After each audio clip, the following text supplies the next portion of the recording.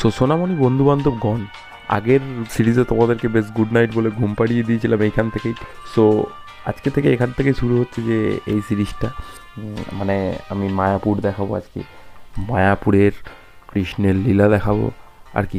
যাই হোক, চলো দেখতে থাকো, এনজয় করতে থাকো। এখান থেকেই আর কি সিরিজটা স্টার্ট হচ্ছে আজকে। Second part Mayapur series, Mayapur Nabadwip series হবে আজকে। বিশাল ইন্টারেস্টিং হবে, কিন্তু ছেড়ে চলে গেলে বাস তোমাদেরই মিস, আর কিছুই না। সো থাকো, লাস্ট অব্দি দেখো আর এনজয় করো। আর যদি ভালো লাগে অবশ্যই তোমার বন্ধুর সাথে শেয়ার করে দিও। করলে লীলা আর আমরা করলে লীলা, এটা মানা যাবে না। সো তোমরা দেখোনি তো, তোমাদের জন্য এইসব গান ফান করতে হচ্ছে আমাকে। যারা আগের এপিসোডটা দেখোনি, ঠিক আছে, আমরা কী করে এলাম মানে ইয়েতে নবদ্বীপে, তো এই উপরে আই বাটনের লিঙ্ক দেওয়া আছে, টাক করে গিয়ে দেখে নাও, দেখার সময় নষ্ট করো না, ঠিক আছে। আর কি বলবো, দেখতে থাকো ভিডিওটা। It's intro time guys, it's intro time.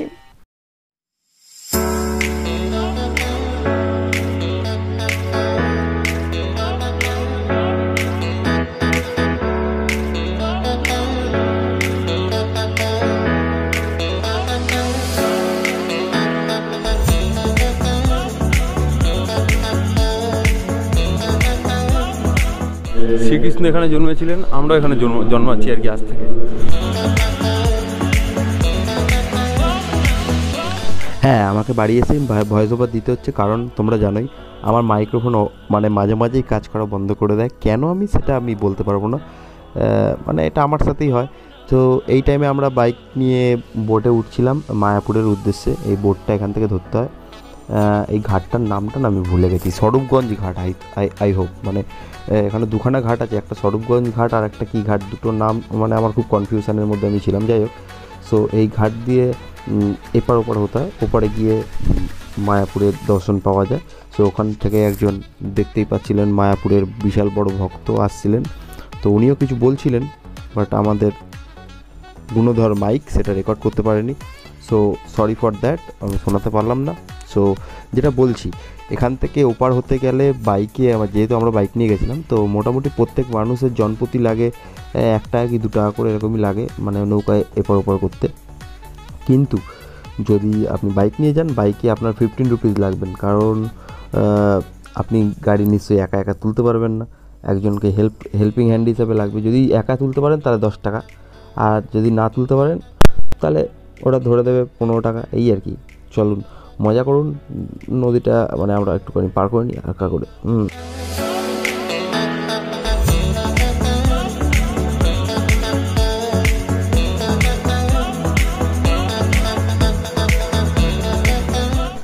বুঝিয়ে বলো তারে যেতে হবে ওপারে, হালটি ছাড়িয়া তারে দাও দাও দাও রে। সো আমরা ওপার থেকে চলে এসেছি, এপারে আমাদের নৌকা কাকুরা আমাদেরকে এপারে পৌঁছে দিয়েছে। সো আমরা মায়াপুরে এন্ট্রি নিয়ে নিলাম। সো চলো এবার মজা হবে। আর অলমোস্ট দেখতে পাচ্ছ সামনে শ্রী চৈতন্য মঠ, শ্রী চৈতন্য মহাপ্রভুর একদম মানে ডিরায় ঢুকে পড়লাম আমরা। মানে এটাই হচ্ছে মায়াপুরের আসল গেট, মেন গেট, ঠিক আছে। সো ঢুকে পড়েছি, এবার মজাটা হবে আলাদা লেভেলের, ঠিক আছে। সো এবারে দেখে নাও শুধু টাইম ল্যাপস, ঠিক আছে, কারণ এখানে বহুত লোকজন ছিল, ঠিক আছে। সো আলটিমেট তোমরা নিশ্চয়ই লোকজন দেখবে না। ওহ কাকু কি লুঙ্গি!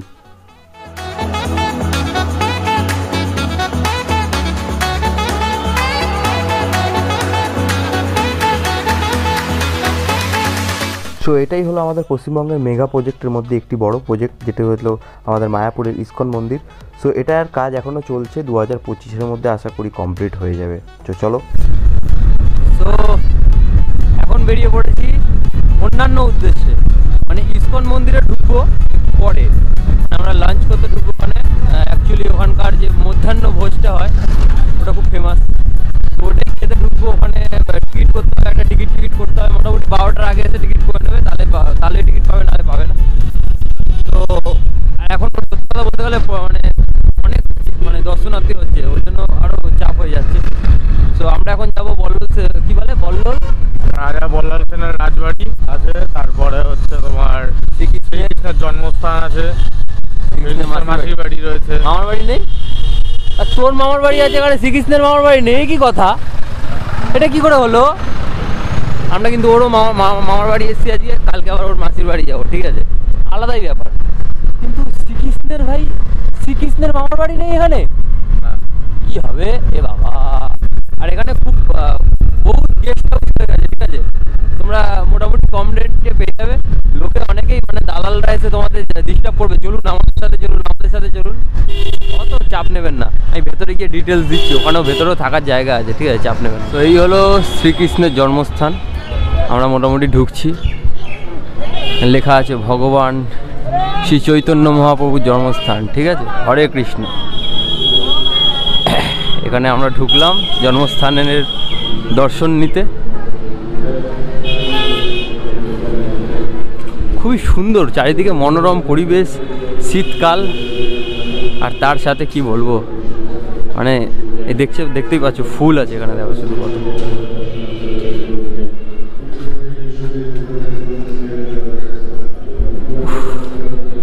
জন্মস্থানে এসে আমরা নতুন প্রজন্ম পেয়ে গেছি, আমরা নতুন জন্ম নিচ্ছি আর কি এখানে এসে। শ্রীকৃষ্ণ এখানে জন্মেছিলেন, আমরা এখানে জন্মাচ্ছি আর কি আজ থেকে। লাভ নেই,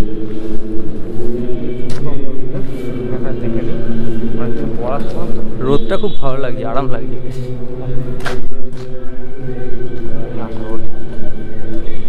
এটা হচ্ছে শ্রী শ্রী গৌর গদাধর ও শ্রী শ্রী লক্ষ্মী কি হল নরসিংহ দেবের মন্দির।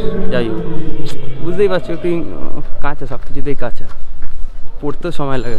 এখানে আসবেন অবশ্যই ভক্তি ভরা মন নিয়ে আসবেন, ভক্তি নিয়ে দেখবেন, খুব সুন্দর, অসাধারণ।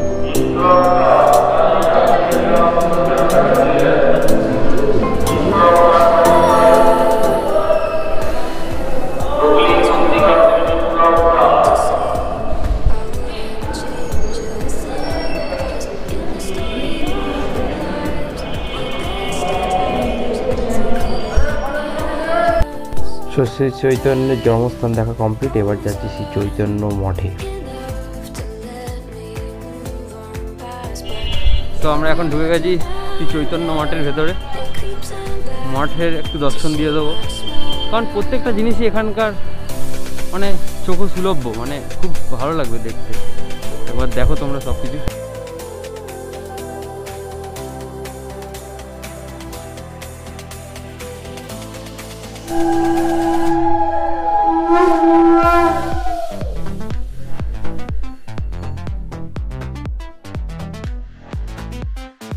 এই যে দেখেছো কার সমাধি আছে, শৈল গৌর কিশোর দাস বাবাজি মহারাজের সমাধি মন্দির, ঠিক আছে।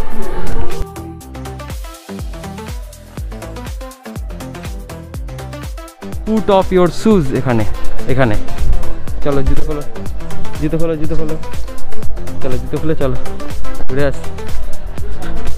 এখানে একটা মন্দির আছে, যে মন্দিরটা দেখতে যাওয়ার জন্য এখানে পানীয় জল আছে, কোনো অসুবিধা হয় না।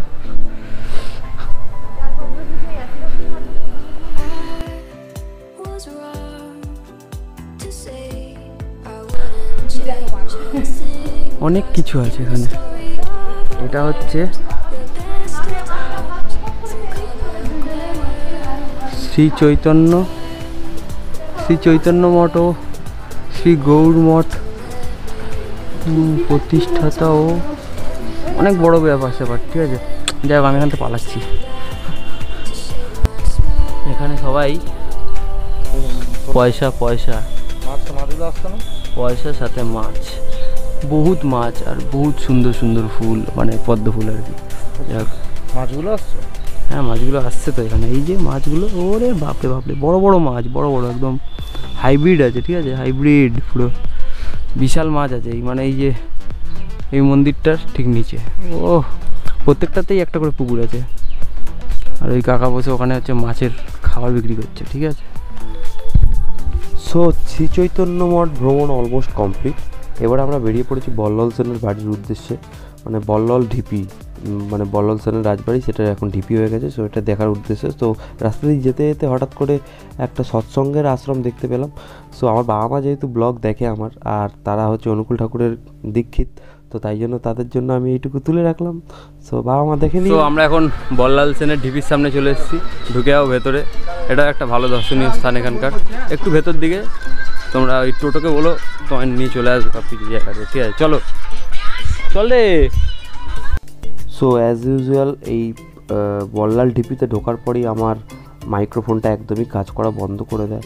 সো আমি চেষ্টা করেছিলাম যে অর্পণের থেকে কিছু ইনফরমেশান যেটা অর্পণ বলে দিচ্ছিলো সেগুলো আপনাদের সাথে শেয়ার করার, বাট অর্পণের যা কথা বলেছে কোনোটাই রেকর্ড করতে পারিনি আমার, কারণ আমি বুঝতেই পারছেন মাইক্রোফোন অফ হয়ে গেছিলো। সো যতটুকু আমার মনে আছে ততটুকুতে, আর বোর্ডের লেখাটা পড়ে যতটুকু মানে মনে ছিল সেটুকুতে আমি যতটুকু জানতে পেরেছি যে এইটা হচ্ছে বল্লাল সেন তার দ্বারা পরিচালিত একটা কাজ, যেটা হচ্ছে মানে মাটির তলা থেকে ওই খনন কার্যের মাধ্যমে কিছু কিছু জিনিস খুঁজে বার করা বা এরকম কিছু একটা কাজ হতো। তো সেই করতে করতে ডেভেলপমেন্টের ব্যাপার স্যাপার ছিল, তো দেয়াল ফেয়াল বানিয়ে আর কিছু কাজ হতো, সেটা এখন মানে দর্শনীয় স্থান হয়ে গেছে। তো এটা দেখুন আর এনজয় করুন, এর থেকে বেশি ইনফরমেশান আমার কাছে সত্যি কথা নেই। মানে পারলে একবার পড়ে নেবেন ওই বোর্ডটা, তাহলে অনেক কিছু জানতে পারবেন। তারপর থেকেও জায়গাটা বেশ ফেমাসই হয়ে গেছে, আর এই জায়গাতেও বেশ কয়েকটা মানে বাংলা সিনেমা শ্যুটিংও আছে। সো তার জন্য জায়গাটা বেশ ফেমাস, এই আর কি, আর কিছুই বলার নেই। সো চলো এনজয় নিতে থাকো।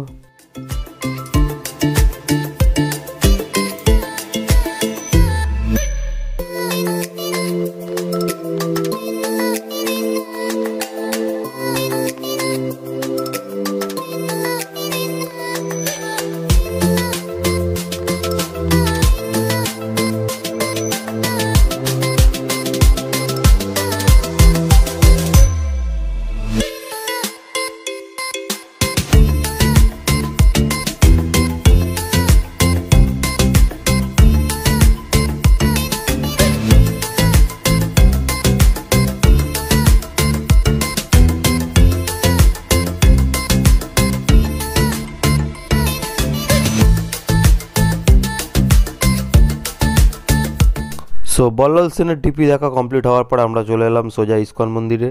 এখানে আমরা দুপুরে লাঞ্চ ফাঞ্চ করবো। সো তাই জন্য এখানে একটা প্রবলেম আছে, যেটা হচ্ছে বাইক রাখা নিয়ে। বাইকটা আমরা রেখেছিলাম এই কাকুর দোকানে, এটার নাম হচ্ছে Loknath hotel and tea stall. So তোমরা এখানে রাখতে পারো, 20 টাকা করে নেয়। সো ইস্কন মন্দিরের মধ্যে কয়েকটা সিস্টেম আছে, যেরকম যেমন এইটা হচ্ছে ইস্কন মন্দির, এর পেছনে হচ্ছে তোমাদের সব হোস্টেল এরকম টাইপ। হোস্টেল মানে কি, ওইটাই মানে হোটেল বা হোমস্টে টাইপের আছে, ওখানে খাওয়া দাওয়াটা সবই পাওয়া যায় দুপুরবেলা। সো ওই 50 টাকা 70 টাকা 120 টাকা এরকম প্যাকেজেই আছে। গদা ভবন আছে, গীতা ভবন আছে, অনেক নানান রকম ভবন আছে, ঠিক আছে? অনেক রকম ভবন আছে, এখন সব নাম মনে নেই। সো আমরা খেয়েছিলাম গীতা ভবন থেকে 50 টাকার দুপুরের মিলটা নিয়েছিলাম, ঠিক আছে? মাটিতেই বসে খেতে হয়। সো কোনো চাপ নেই, আমরা দুটো টিকিট কেটে নিয়েছিলাম, 50 টাকা করে 100 টাকা, ঠিক আছে? খুব ভালো খাওয়া দাওয়া ছিল, বেশ 5টা না 7খানা পথ ছিল। তো একটু পরেই দেখতে হবে, এই যে আমরা 50 টাকা টিকিটটা কেটে নিয়েছি, দেখিয়ে দিলাম আমি, ঠিক আছে? এখানেও আমার মাইক্রোফোন কাজ করেনি, তোমরা সব বুঝতে পারছো। সো প্রবলেমটা কি, গীতা ভবনটা কিন্তু এখান থেকে বেশ খানিকটা হেঁটে যেতে হবে। তো তোমাদেরকে বলবো একটু তাড়াতাড়ি যেও আর কি।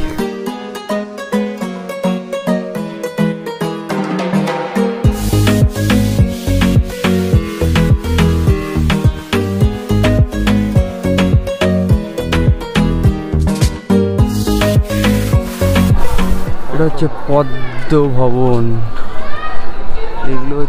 এগুলো হচ্ছে সব থাকার জায়গা, এগুলো গেস্ট হাউস টাইপের, মানে এই মন্দিরের ভেতরে যারা থাকতে চাও তাদের জন্য আর কি। পুরো অনেক মানে ছোট, একদম কম প্রাইস থেকে একদম হাই রেঞ্জ অবধি সব কিছু প্রাইসই আছে এখানে।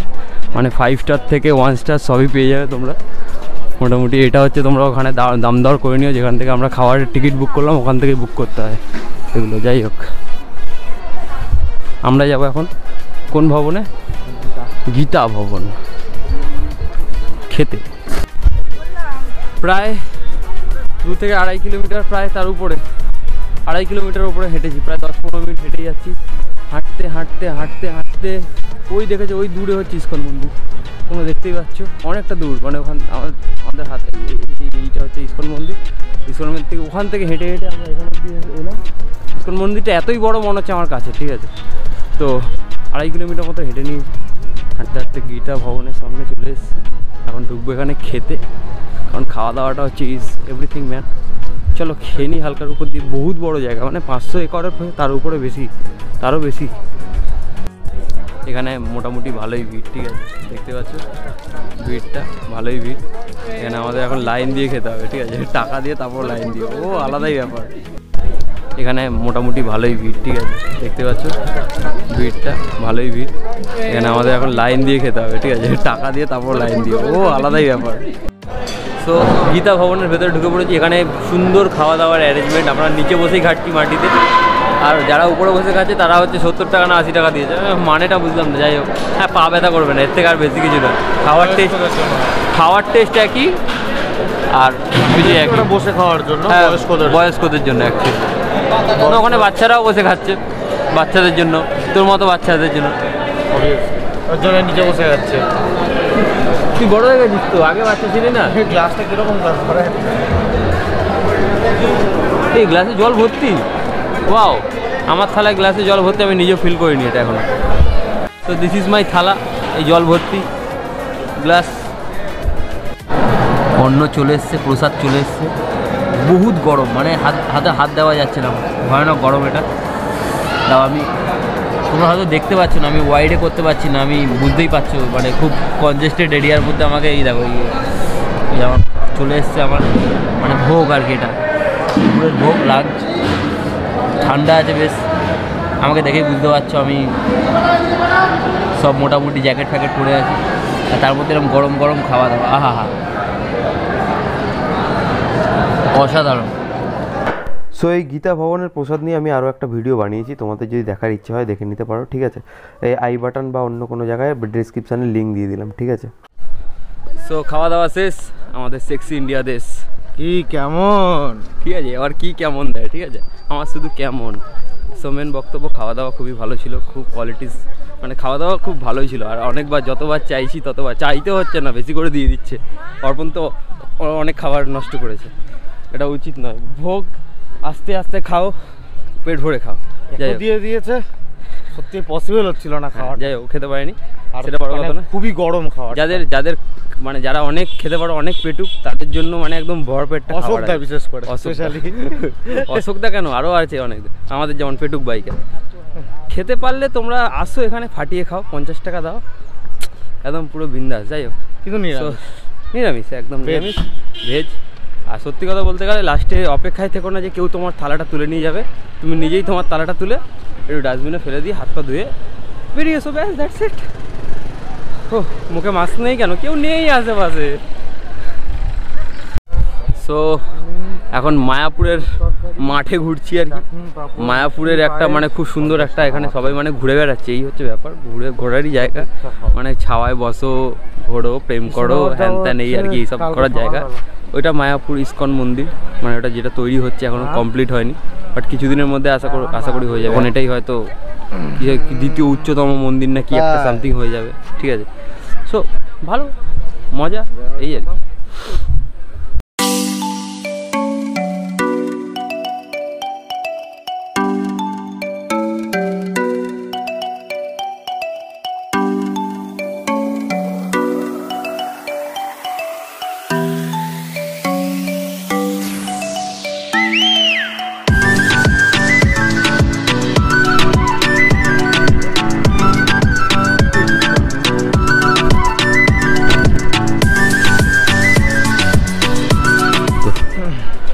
সো এখানে অনেক জিনিসপত্রের দোকান আছে, যাদের যা যা পছন্দ এখানকার জিনিসপত্র কিনে নিয়ে যেতে পারো তোমরা, তোমাদের বাড়ির সবাইকে গিফট করার জন্য, অর এনিথিং।